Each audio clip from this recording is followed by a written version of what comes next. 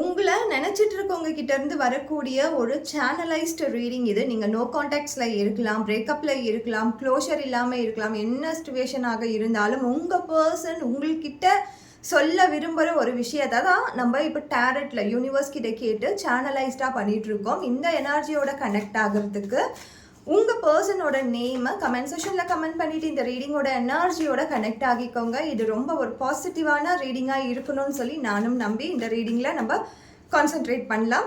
So உங்கள் பர்சனோட energy இப்போ உங்ககிட்ட ஏதோ சொல்லணும்னு நினைக்குது. உங்கள் பர்சன் வந்து போல்டாக இருக்கிறதா உங்ககிட்ட ப்ரெசென்ட் பண்ணுறாங்க, உங்களுக்கு முன்னாடி காட்டிக்கிறாங்க.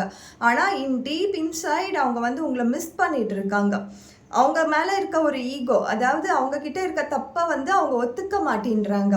நான் தப்பு பண்ணிட்டேன் அப்படின்றத அவங்க ரியலைஸ் பண்ணாலும் அவங்கக்கிட்ட இருக்க அந்த ஈகோ அவங்கள வந்து உங்ககிட்ட வந்து மன்னிப்பு கேட்கறதுக்கோ சாரி சொல்கிறதுக்கோ நான் தான் இந்த தப்பு பண்ணேன் அப்படின்றத வந்து ஒத்துக்கவே மாட்டேங்குது. ஸோ இந்த எனர்ஜி வந்து ரொம்ப வந்து ஒரு பிளாங்கான எனர்ஜியாக இருக்குது. ரொம்ப பவர்ஃபுல்லான எனர்ஜி கிடையாது. பட் அவங்க வந்து அந்த அப்ரோச்குள்ளேயே போக மாட்டேன்றாங்க. உங்களை அப்ரோச் பண்ணோன்னாலே ஒரு ஃபியர்லேயே இருக்காங்க. ஸோ அதனால தான் நம்மளுக்கு ஃபஸ்ட்டு கார்டாகவே நம்மளுக்கு ஹீலிங், இந்த யூனிவர்ஸ் வந்து அவங்களுக்கு ஹீலிங் அப்படின்ற ஒரு விஷயத்த தரணும் அப்படின்னு சொல்லி விரும்புது. ஸ்டார் கார்டு வந்திருக்கு.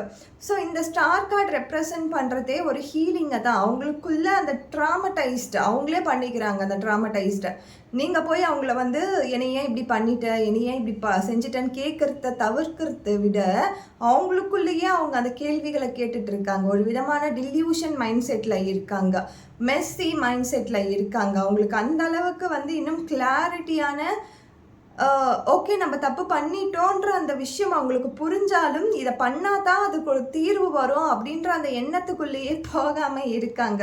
ஸோ அந்த ட்ராமடைஸ்டான அந்த மனநிலை வந்து கொஞ்சம் ஹீல் ஆகணும். கொஞ்சம் பேஷன்ஸாக இருங்க. ஸோ உங்கள் பர்சன் உங்ககிட்ட சொல்ல விரும்புகிற விஷயம் என்ன, அவங்க வந்து என்ன விஷயத்த உங்ககிட்ட கன்வே பண்ணணும்னு நினைக்கிறாங்க அப்படின்றத பார்ப்போம். ஸோ அவங்க என்ன விஷயத்த உங்ககிட்ட சொல்ல விரும்புகிறாங்க. ஸோ அந்த பர்சனோட எனர்ஜியில் டீப் இன்சைடில் நீங்கள் இருக்கீங்க தான். ஸோ உங்கள் பர்சன் பார்த்தீங்கன்னா பல பேர் வந்து இந்த தேர்ட் பர்சனால் உங்ககிட்ட வந்து சண்டை போட்டுட்டு போயிருக்கலாம். ஏன்னா தேர்ட் பர்சன் வந்து இங்கே ரிவர்ஸ்டாக வந்திருக்கு. அதே மாதிரி அவங்க போட்ட எஃபர்ட்ஸுமே ரிவர்ஸ்டாக வந்திருக்கு. ஸோ அவங்க நிறைய இப்போ நீங்கள் பார்த்துட்டு இருக்கும்போது உண்மையாகவே அந்த தேர்ட் பர்சனால் தான் ஒரு ஃப்ரெண்டாக இருக்கலாம், அவங்க ரிலேட்டிவாக இருக்கலாம், சிஸ்டராக இருக்கலாம், பிரதராக இருக்கலாம். இதில் பார்த்தீங்கன்னா ஒரு big brother or bye friend மாதிரி தான் இருக்குது. ஆணாக இருந்தாலும் சரி, பெண்ணாக இருந்தாலும் சரி, அவங்களுக்கு கூட இருக்க அந்த பெஸ்ட் ஃப்ரெண்டாக இருக்கிறவங்க தான் வந்து இதில் ட்ராமடைஸ்டை உருவாக்கியிருக்காங்க. அந்த தேர்ட் பர்சனாக இருக்கிறதுக்கு நிறைய வாய்ப்புகள் இருக்குது. ரிவர்ஸ்டாக இருக்கிறதால அவங்களோட எனர்ஜி வந்து ரொம்ப அதிகமாகவே இருக்குது.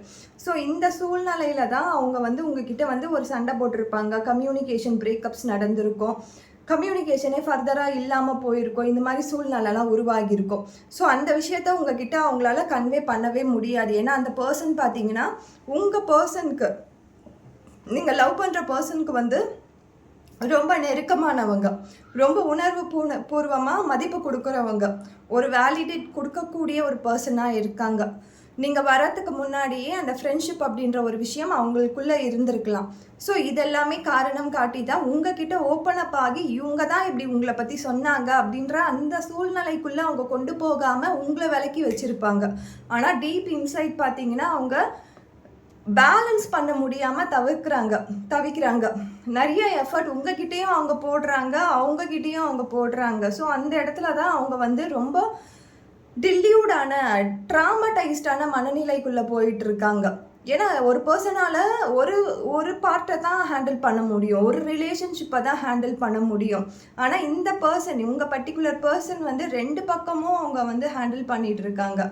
இது வந்து தேர்ட் பர்சனாக இல்லைன்னா கூட அவங்க நிறைய எஃபர்ட் உங்ககிட்டேயும் போட்டிருக்காங்க, அவங்க ஃபேமிலி அண்ட் ஃப்ரெண்ட்ஸ் அல்லது ஜாப்லேயுமே போட்டுட்ருக்காங்க. ஸோ அந்த எஃபர்ட்கான ரிசல்ட்டை அவங்களும் பார்த்துட்டு தான் இருக்காங்க.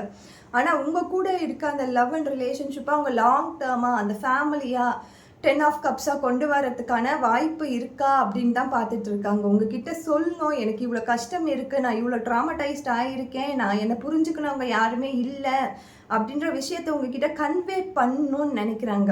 ஆனால் அவங்களோட ஈகோவோ அல்லது அவங்களுக்கு ஏதோ ஒரு விஷயம் அவங்க வாழ்க்கையில் அவங்களுடைய அடமெண்ட்டான ஒரு விஷயமோ நம்ம ஏன் போய் சொல்லணும் அப்படின்ற அந்த ஈகோ மட்டும்தான் இப்போது வெளிப்படையாக தெரியுது.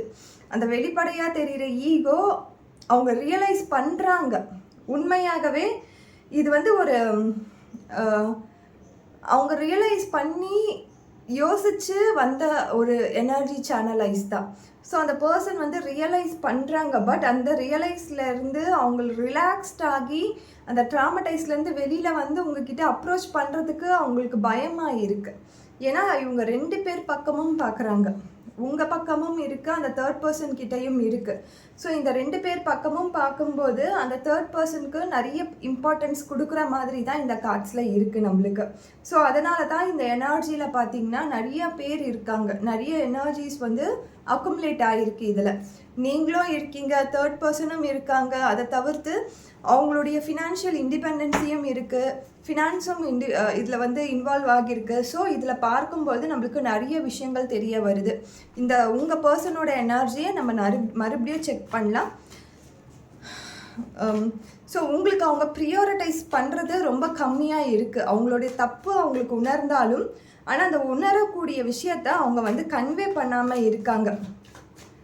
ஆனால் நீங்கள் அவங்களுக்கு இன்னும் ஸ்பெஷலாக தான் இருக்கீங்க. இன்னும் ஸ்பெஷல் பர்சன் தான் நீங்கள். ஸோ இதில் பார்க்கும்போது ஒரு டிரான்ஸ்ஃபர்மேஷன் கண்டிப்பாக இருக்குது. அந்த பர்சன்கிட்டேருந்து ஒரு டிரான்ஸ்ஃபர்மேஷன் இருக்குது. அவங்க வெயிட் பண்ண தான் சொல்கிறாங்க உங்களை. நீ சீக்கிரமாக வந்து எதுக்கும் ஒரு முடிவுக்கு வந்துடாதீங்க, கொஞ்சம் வெயிட் பண்ணுங்க, அந்த டிரான்ஸ்ஃபர்மேஷன் எனக்குள்ளேயே நடக்கும். நான் நடக்கும்போது கட்டாயம் நம்மளுடைய லவ், நீங்கள் வந்து இவ்வளோ ஸ்பெஷலான என் வாழ்க்கையில் ஸ்பெஷலான பர்சன், கண்டிப்பாக நான் வந்து உங்கள்கிட்ட அப்ரோச் பண்ணுவேன், நீங்கள் வெயிட் பண்ணுங்கள், எனக்கான நேரம் வரட்டும் அப்படின்ற அந்த டைம் ஃப்ரேமை தான் அவங்க கேட்குறாங்க இப்போதைக்கு உங்ககிட்ட. ஸோ நிறைய பேருக்கு இது ரெசனேட் ஆகியிருக்கோன்னு நம்புகிறேன். ரெசனேட் ஆகலைன்னா கண்டிப்பாக நீங்கள் வந்து இதை பார்க்க வேண்டாம்.